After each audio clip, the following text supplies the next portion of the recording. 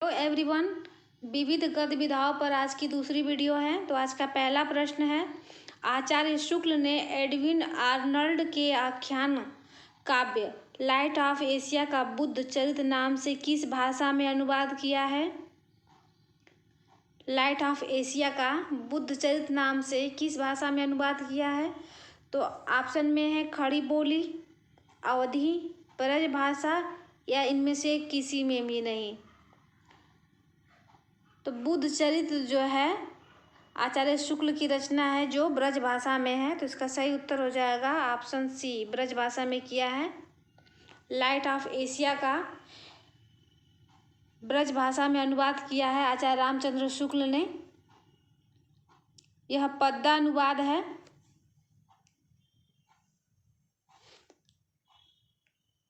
अगला प्रश्न है, ऋतु वर्णन तो इनके ऐसा और किसी कवि में नहीं किया है। ऋतु वर्णन तो इनके ऐसा और किसी कवि ने नहीं किया है। आचार्य रामचंद्र शुक्ल का यह कथन किस कवि के लिए है? तो ऑप्शन में है बिहारी, घनानंद, सेनापति या फिर पद्माकर। तो ऋतु वर्णन तो इनके ऐसा और किसी श्रृंगारी कवि ने नहीं किया है। इनके ऋतु वर्णन में प्रकृति निरीक्षण पाया जाता है। तो यह आचार्य रामचंद्र शुक्ल का कथन सेनापति के भी संबंध में है। तो इसका सही उत्तर हो जाएगा ऑप्शन सी। अगला प्रश्न है, सन 1975 के बाद की कविता को इनमें से क्या नाम दिया गया? तो ऑप्शन में है नई कविता, समकालीन कविता, अकविता या नवगीत। तो 1975 के बाद की कविता के बारे में पूछ रहा है। तो इसका सही उत्तर हो जाएगा ऑप्शन बी, समकालीन कविता नाम दिया गया है। अरुण कमल ने लिखा है, समकालीन कविता से यहाँ आशय कवियों की उस पीढ़ी की कविता से है जिसने अपनी आँख से निराला को नहीं देखा, जिसने निराला को केवल पढ़कर देखा जाना, जिसने उन लोगों को देखा जिन्होंने निराला को देखा। मोटा मोटी यह वह पीढ़ी है जो सन 70 के बाद हिंदी कविता में आई और जिसकी स्वतंत्र पहचान सन 80 के आसपास या उसके बाद स्थिर होती है। तो सन 75 के बाद की कविता को समकालीन कविता नाम दिया गया है। तो चलिए अगला प्रश्न देख लेते हैं, प्रेमचंद की मृत्यु कब हुई थी? तो ऑप्शन में है 1933 ईस्वी में, 1934 ईस्वी में, 1935 ईस्वी में या 1936 ईस्वी में। तो प्रेमचंद की मृत्यु जो है 1936 ईस्वी में हुई थी। इसका राइट आंसर हो जाएगा ऑप्शन डी, मुंशी प्रेमचंद, जिनका वास्तविक नाम धनपत राय था। इनका जन्म 31 जुलाई 1880 को वाराणसी के निकट लमही ग्राम में हुआ था, 1880 में। मुंशी प्रेमचंद प्रारंभ में नवाब राय के नाम से अपनी रचनाएं उर्दू में लिखते थे। और इनका प्रेमचंद नाम कैसे पड़ा? प्रेमचंद नाम जो है जमाना पत्र के संपादक मुंशी दया नारायण निगम द्वारा दिया गया है। प्रेमचंद को उपन्यास सम्राट की उपाधि भी दी गई है। चलिए अगला प्रश्न देख लेते हैं, मुंशी धनपत राय को प्रेमचंद नाम से सुशोभित करने वाले व्यक्ति का नाम है? तो दया नारायण निगम जी हैं। इसका सही उत्तर हो जाएगा ऑप्शन ए, मुंशी दया नारायण निगम। अगला प्रश्न है, कवि धूमिल का पूरा नाम बताना है। तो कवि धूमिल का पूरा नाम है सुदामा पांडे धूमिल। तो इसका सही उत्तर हो जाएगा ऑप्शन सी, सुदामा पांडे धूमिल है इनका पूरा नाम। चलिए अगला प्रश्न देख लेते हैं, इनमें से कौन भ्रमरानंद उपनाम से लिखा करते थे? भ्रमरानंद। तो ऑप्शन में है विद्यानिवास मिश्र, बाल मुकुंद गुप्त, विश्वम्बर नाथ शर्मा कौशिक या फिर कुबेर नाथ राय। तो भ्रमरानंद उपनाम से लिखते थे वो हैं विद्यानिवास मिश्र। तो इसका सही उत्तर हो जाएगा ऑप्शन ए।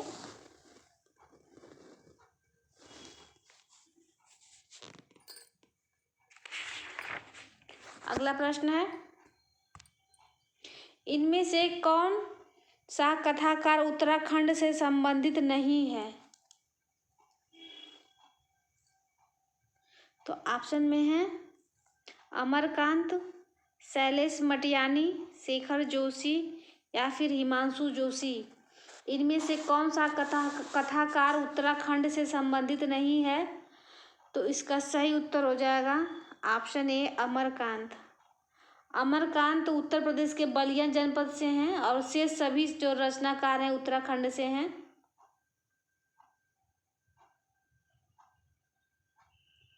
उत्तराखंड के कवि बहुत हैं, जैसे हैं मंगलेश डबराल, मनोहर श्याम जोशी, लीलाधर जगूड़ी, तारा पांडे, हिमांशु जोशी, शेखर जोशी, पीताम्बर दत्त बर्थवाल भी हैं उत्तराखंड से। ये सभी कवि जो हैं उत्तराखंड से हैं। तो चलिए अगला प्रश्न देख लेते हैं।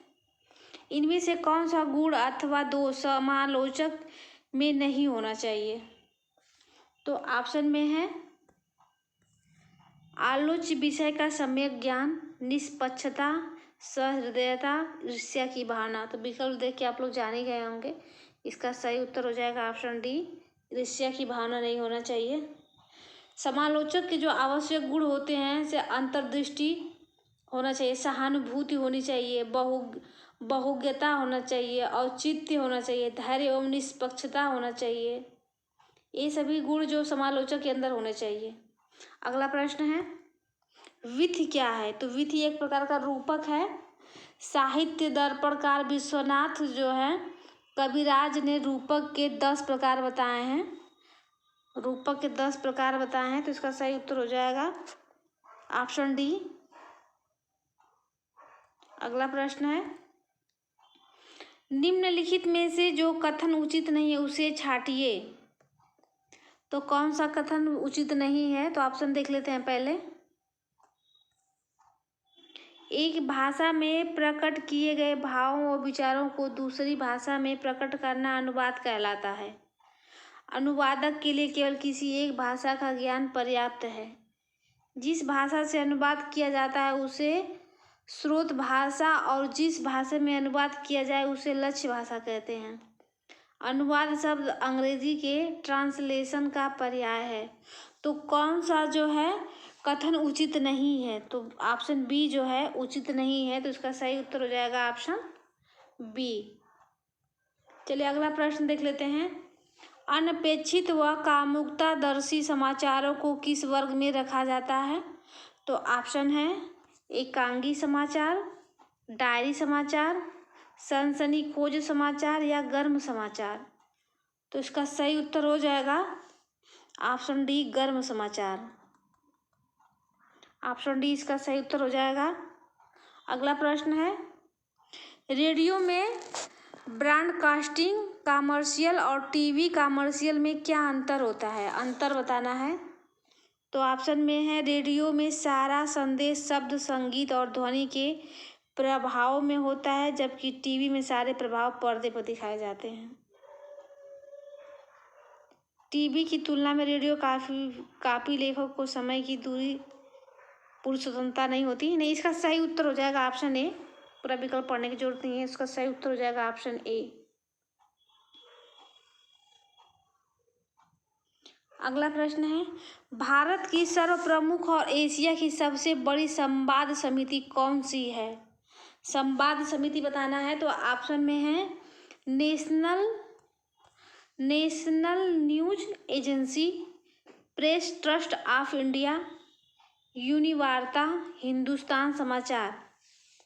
तो इसका सही उत्तर हो जाएगा भारत की सर्वप्रमुख और एशिया की सबसे बड़ी संवाद समिति जो है वो है प्रेस ट्रस्ट ऑफ इंडिया। तो इसका सही उत्तर हो जाएगा ऑप्शन बी। अगला प्रश्न है रिपोर्टर बनने के लिए क्या आवश्यक है? तो ऑप्शन में है सहज बुद्धि व भाषा पर अधिकार, उच्च शिक्षा व 2 भाषाओं पर अधिकार, उत्सुकता की भावना, भावुक व चंचल व्यक्तित्व। तो क्या आवश्यक होगा? तो इसका सही उत्तर हो जाएगा ऑप्शन ए सहज बुद्धि व भाषा पर अधिकार।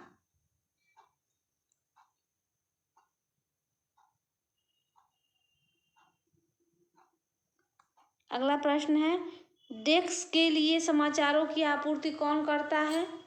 तो रिपोर्टर करता है। डेस्क के लिए समाचारों की आपूर्ति जो है रिपोर्टर यानी संवाददाता करता है। तो इसका सही उत्तर हो जाएगा ऑप्शन बी, रिपोर्टर। अगला प्रश्न है, समाचार का प्रमुख तत्व क्या है? ये सब केबीएस प्रवक्ता में आए हुए प्रश्न हैं।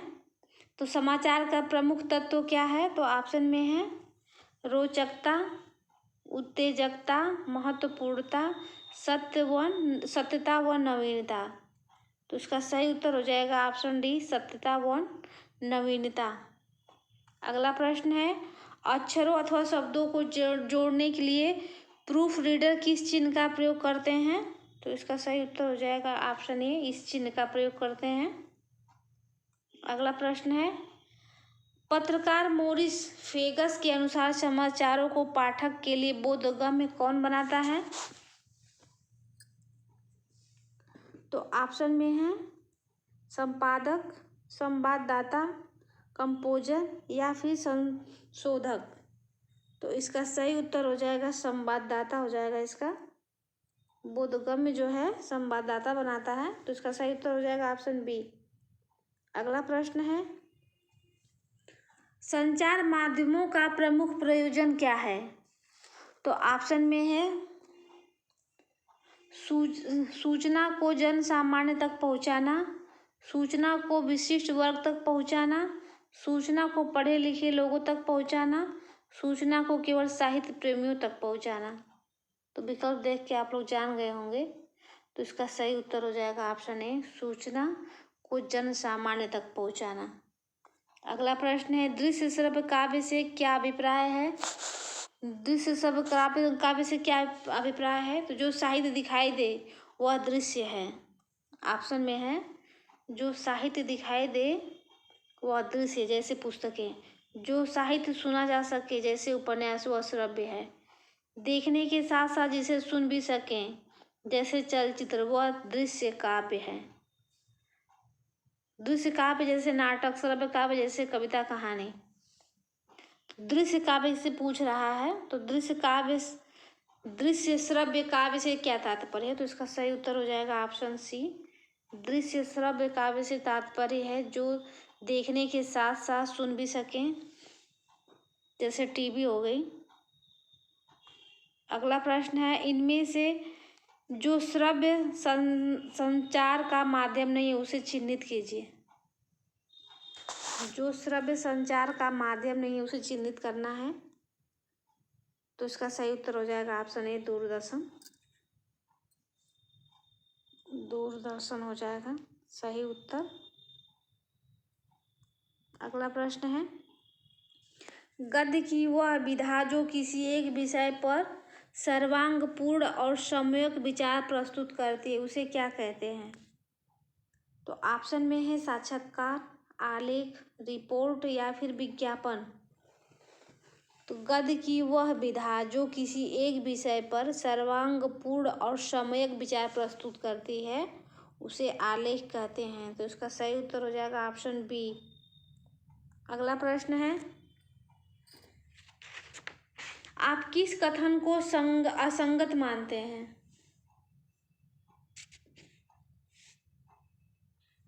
चलिए इस प्रश्न को छोड़ते हैं, आगे बढ़ते हैं। इनमें से कौन तत्व रेडियो विज्ञापन में नहीं होता? कौन नहीं होता? तो ऑप्शन में है चित्र, वाचन, संदेश, संगीत। तो रेडियो विज्ञापन में नहीं होता है वह चित्र है जो नहीं होता है रेडियो में, चित्र दिखाई देगा नहीं। अगला प्रश्न है, बाल साहित्य के विषय में कौन सा कथन सही नहीं है? तो उसकी भाषा सरल और सुबोध होनी चाहिए। ऑप्शन में है उसकी भाषा सरल और सुबोध होनी चाहिए, वह बालकों के लिए प्रेरणाप्रद होना चाहिए, वह मनोरंजक और रोचक होना चाहिए, वह बालकों द्वारा ही लिखा जाना चाहिए। तो जो सही नहीं है उसका सही ऑप्शन है ऑप्शन डी। या कोई ज़रूरी नहीं है कि बालक ही लिखेंगे, बच्चे ही लिखेंगे बच्चों के लिए मनोरंजन की। चलिए अगला प्रश्न देख लेते हैं। इनमें से जो शब्द संचार का माध्यम नहीं है उसे चिन्हित कीजिए। शब्द संचार का माध्यम नहीं है तो इसका सही उत्तर हो जाएगा ऑप्शन डी, शब्द संचार का माध्यम समाचार पत्र है, पुस्तक है, पत्र पत्रिका है, रेडियो जो है यह नहीं होगा। अगला प्रश्न है, संचार के दो प्रमुख रूपों मुद्रित माध्यम या इलेक्ट्रॉनिक माध्यम के विषय में जो कथन सत्य नहीं है उसे छांटिए।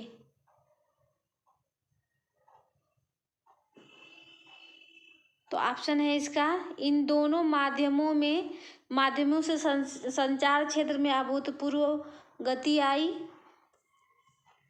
दूसरा है, मुद्रित माध्यम लगभग 500 वर्ष पूर्व प्रकाश में आया जबकि इलेक्ट्रॉनिक माध्यम 20वीं शताब्दी की देन है।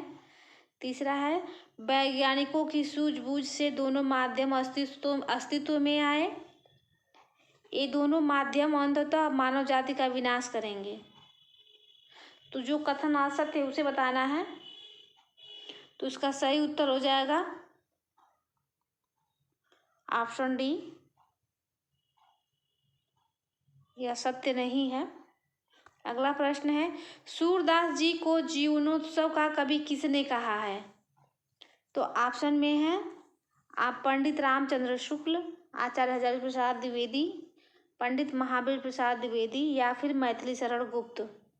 सूरदास जी को जीवनोत्सव का कवि पंडित रामचंद्र शुक्ल ने कहा है। तो इसका सही उत्तर हो जाएगा ऑप्शन ए। अगला प्रश्न है, किसकी कविताएं स्वाधीन भारत का इस्पाती दस्तावेज हैं? किसकी कविताएं स्वाधीन भारत का इस्पाती दस्तावेज हैं? तो ऑप्शन में है अज्ञे, गिरजा कुमार माथुर, मुक्तिबोध या फिर दिनकर। तो इसका सही उत्तर हो जाएगा ऑप्शन सी, मुक्तिबोध की कविताएं हैं। क्रांतिकारी कवियों में निराला के बाद मुक्तिबोध का ही नाम आता है। अगला प्रश्न है, कविता करके तुलसी न लसे, कविता लसी पा तुलसी की कला। तुलसीदास जी के लिए यह प्रशस्ति वचन इनमें से किसका है? तो ऑप्शन में है हरिऔध जी हैं, अयोध्या सिंह उपाध्याय हरिऔध, जगदम्बा प्रसाद हितैषी, नाभा दास या जगन्नाथ दास रत्नाकर। तो इसका सही उत्तर हो जाएगा ऑप्शन ए, हरिऔध जी ने कहा है। तो इसका सही उत्तर हो जाएगा ऑप्शन ए। अगला प्रश्न है, इतना सुन के शाहपात शाही जी श्री अकबर शाही जी आध शेर सोना नरहरदास चारण को दिया।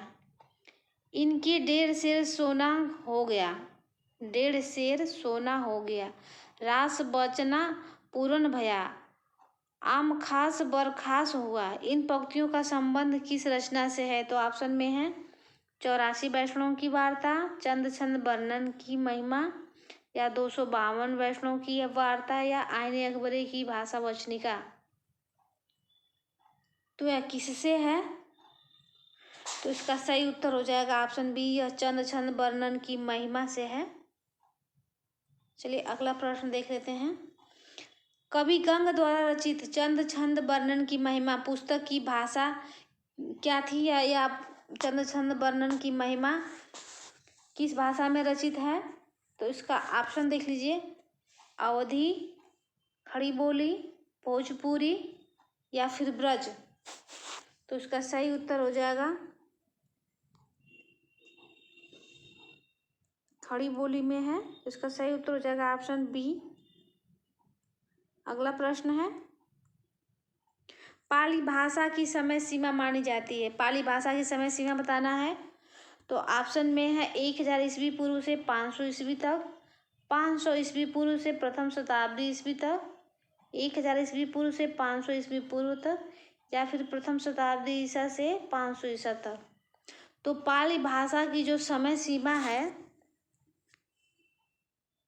इसका सही उत्तर हो जाएगा ऑप्शन बी, 500 ईस्वी पूर्व से 1 शताब्दी तक है। ऑप्शन बी इसका राइट आंसर हो जाएगा। चलिए अगला प्रश्न देख लेते हैं, विकास की दृष्टि से प्राकृत की पूर्वकालिक अवस्था का नाम है। विकास की दृष्टि से प्राकृत की पूर्वकालिक अवस्था का नाम बताना है। तो ऑप्शन में है पाली, डिंगल, अपभ्रंश या फिर अवहट्ट। तो इसका सही उत्तर हो जाएगा ऑप्शन ए, पाली के बाद प्राकृत आती है। अगला प्रश्न है, कर्म के बिना वह लूला लंगड़ा, ज्ञान के बिना अंधा और भक्त के बिना हृदय विहीन क्या निष्प्राण रहता है, में वह किसके लिए प्रयुक्त हुआ है। इसमें वह कौन है, धर्म है, ब्रह्मा है, भक्ति है या श्रद्धा है। तो इसका सही उत्तर हो जाएगा ऑप्शन ए, धर्म को कहा गया है। ऑप्शन ए इसका राइट आंसर हो जाएगा। अगला प्रश्न है, निम्नलिखित में से धीरोदत्त नायक कौन है। धीरोदत्त नायक, नायक के 4 भेद होते हैं। भारतीय काव्य शास्त्र के अनुसार नायक के 4 भेद होते हैं, वो हैं धीरोदात्त, धीर ललित, धीर प्रशांत और धीरोदत्त। तो इसमें धीरोदत्त नायक को पूछ रहा है। तो धीरोदत्त नायक जो होते हैं वो मायावी होते हैं, आत्म प्रशंसा सुनने वाले होते हैं, प्रचंड स्वभाव के, मतलब धोखेबाज और चंचल अहंकारी होते हैं ये सब। तो इसमें कौन है जो आ जाएंगे। तो इसका सही उत्तर है, पहले ऑप्शन देख लीजिए, युधिष्ठिर, दुष्यंत, माधव या फिर भीमसेन। तो धीरोदत्त नायक में आ जाएंगे भीमसेन। तो इसका सही उत्तर हो जाएगा ऑप्शन डी। धीरोदत्त नायक वह शोक क्रोध आदि से अविचलित, अत्यंत गंभीर, क्षमावान होते हैं, ये सब अहंकार शून्य होते हैं। धीरोदत्त नायक में आ जाएंगे राम और युधिष्ठिर। धीर ललित नायक में आ जाते हैं दुष्यंत, धीर ललित में आएंगे ये। युधिष्ठिर और राम जो हैं ये दोनों आ जाएंगे धीरोदत्त में। एक बचता है धीर प्रशांत नायक कौन होगा, इसमें गौतम आएंगे। चलिए अगला प्रश्न देख लेते हैं। श्रृंगार रस की दृष्टि से श्री कृष्ण जो हैं किस प्रकार के नायक हैं। श्रृंगार रस की दृष्टि से कृष्ण किस प्रकार के नायक हैं।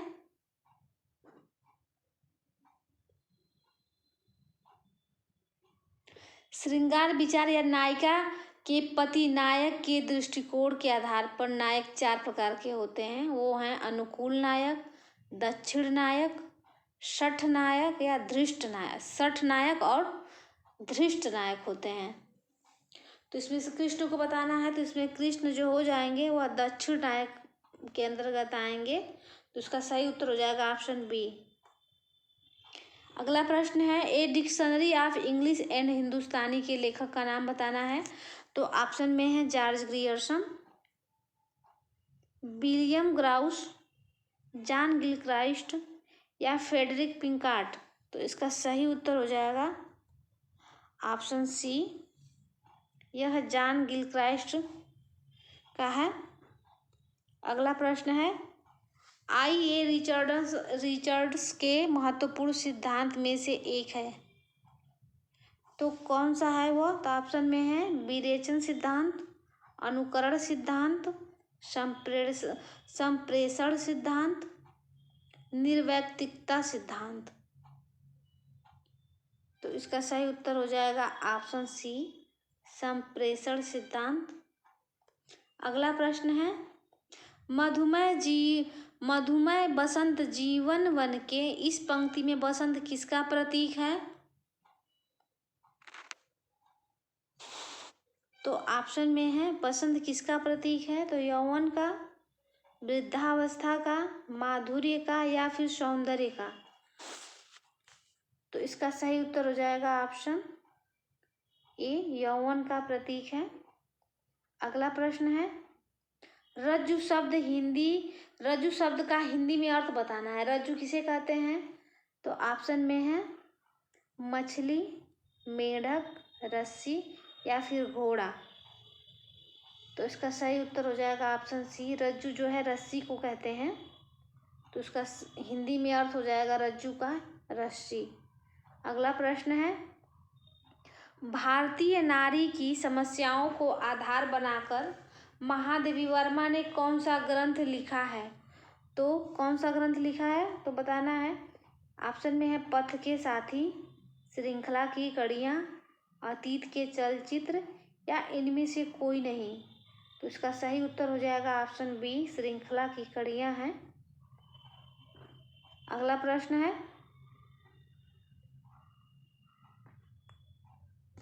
त्रिवेणी में किन 3 महान कवियों की समीक्षा प्रस्तुत की गई है? त्रिवेणी में बताना है तो कबीर सूर तुलसी, जायसी सूर तुलसी, प्रसाद पंत निराला या फिर केशव बिहारी घनानंद। तो त्रिवेणी किसकी रचना है ये भी बताना है। त्रिवेणी जो है आचार्य रामचंद्र शुक्ल द्वारा लिखित त्रिवेणी में 3 महाकवियों को स्थान दिया गया है, जिसमें है तुलसीदास, सूरदास और जायसी। गोस्वामी तुलसीदास, सूरदास और जायसी की समीक्षा प्रस्तुत की गई है इसमें। तुलसीदास इनके प्रिय कवि थे आचार्य रामचंद्र शुक्ल के। अगला प्रश्न है, खरोष्ठी लिपि की उत्पत्ति किससे हुई है? तो ऑप्शन में है चित्रलिपि, किलाक्षर लिपि, अमराइक लिपि या फिर ब्राह्मी लिपि। खरोष्ठी लिपि को बताना है, खरोष्ठी लिपि की उत्पत्ति किससे हुई है? तो इसका सही उत्तर हो जाएगा ऑप्शन सी, अरमाइक लिपि से हुई है। खरोष्ठी लिपि की उत्पत्ति जो है अरमाइक लिपि से हुई है। खरोष्ठी लिपि को गांधारी लिपि के नाम से भी जाना जाता है। चलिए अगला प्रश्न है, खरोष्ठी लिपि की एक विशेषता है, यह लिपि जो है दाएं से बाएं की ओर लिखी जाती है। दाएं से बाएं की ओर लिखी जाती है खरोष्ठी लिपि। अगला प्रश्न है, चूलिका किसका भेद है? तो ऑप्शन में है पाली का, प्राकृत का, अपभ्रंश का या फिर पारसी का। तो चूलिका जो है यह प्राकृत का भेद है, तो इसका सही उत्तर हो जाएगा ऑप्शन बी, प्राकृत का। अगला प्रश्न है, निबद्ध या निबंध काव्य कौन नहीं है? तो ऑप्शन में है विनय पत्रिका, प्रलय की छाया, शिवाजी का पत्र या राम की शक्ति पूजा। निबंध काव्य नहीं है, तो इसका सही उत्तर हो जाएगा ऑप्शन ए, विनय पत्रिका। यह निबंध काव्य नहीं बल्कि गीत काव्य है, तो इसका सही उत्तर हो जाएगा ऑप्शन ए।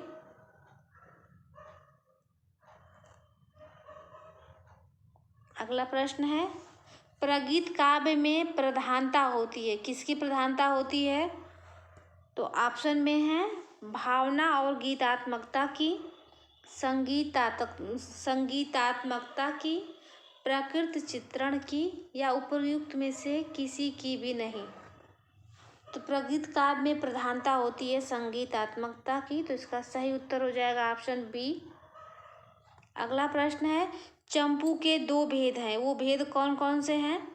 तो ऑप्शन में है विरुद्ध और कपालक, विरुद्ध और कुलक, विरुद्ध और व्रज्या, विरुद्ध और करम्बक।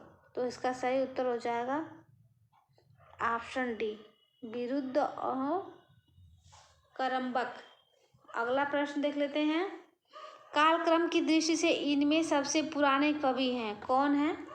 तो ऑप्शन में है तुलसीदास, कालक्रम की दृष्टि से बताना है, तुलसीदास, सूरदास, बिहारी या फिर विद्यापति। तो इसका सही उत्तर हो जाएगा ऑप्शन डी, विद्यापति जो है आदिकाल के कवि हैं, आदिकाल के हैं विद्यापति।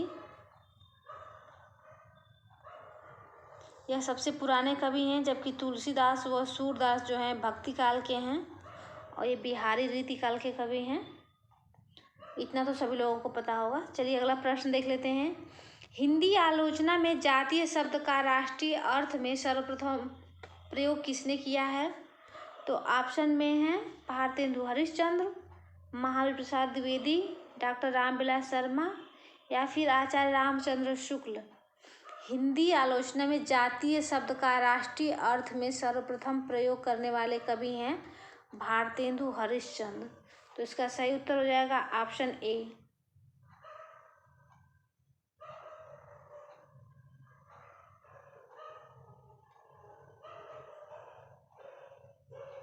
अगला प्रश्न है, रूपकों का बादशाह किसे कहा जाता है? तो रूपकों का बादशाह जो है तुलसीदास को कहा जाता है। तो इसका सही उत्तर हो जाएगा ऑप्शन ए।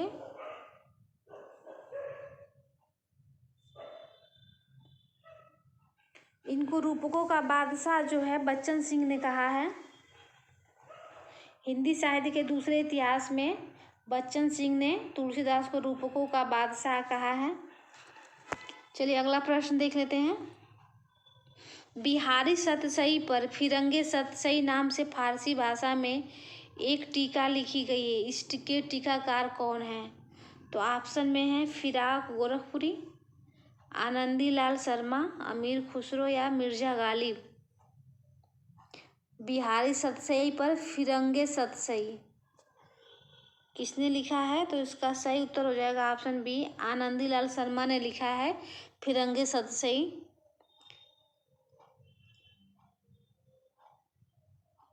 अगला प्रश्न है, निज भाषा उन्नति अहै सब उन्नति को मूल, बिनु निज भाषा ज्ञान के मिटै नहीं को सूल। कविता किस पत्र में छपी थी? इसका यह तो सभी को पता है यह कि भारतेंदु हरिश्चंद्र की कविता है, लेकिन किस पत्रिका में छपी थी ये भी पता होना चाहिए। तो ऑप्शन में है ब्राह्मण, हिंदी प्रदीप, आनंद कादम्बनी या नागरी नीरद।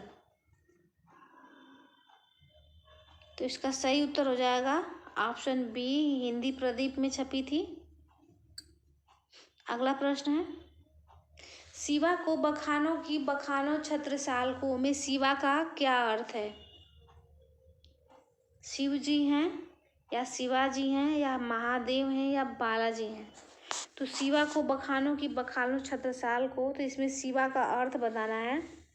तो शिवा का अर्थ है चित्रकूट के सोलंकी राजा।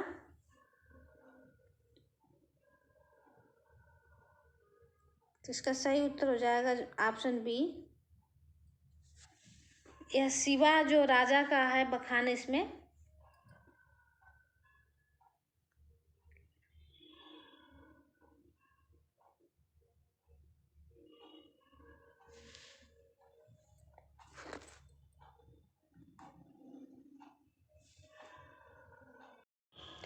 चित्रकूट के सोलंकी राजा रुद्र ने भूषण को कवि भूषण की उपाधि दी थी। ये कई राजाओं के आश्रय में रहे थे।